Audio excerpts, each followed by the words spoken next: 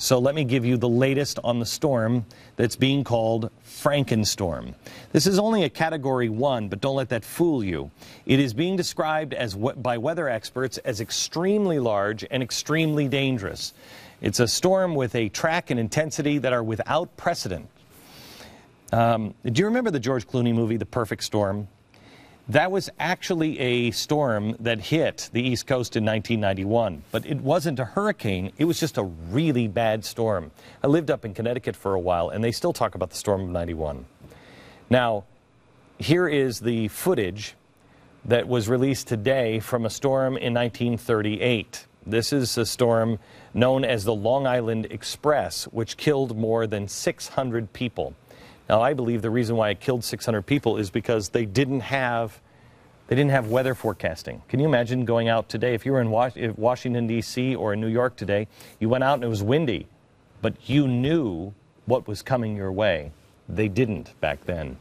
Wind gusts are sustained at 90 miles an hour with gusts up to 115. Hurricane force winds are extending up to 175 miles from the center of this storm.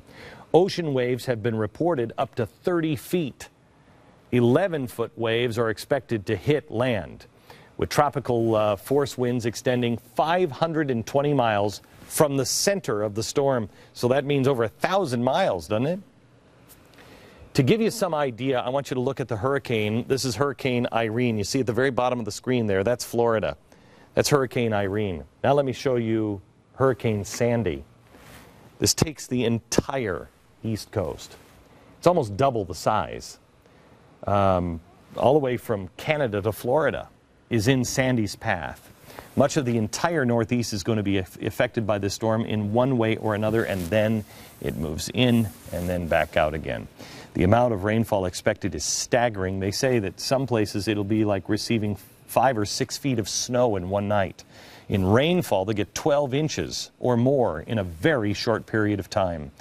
And of course, they say that there will be widespread power outages. And good luck getting bread, water, batteries, or any other preparation items if you aren't already prepared.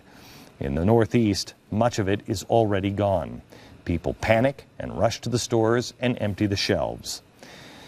Every storm that comes, I can't help but think, if the left would just run one of their segments mocking me on emergency preparation today, I don't think I'd be the one people would be laughing at.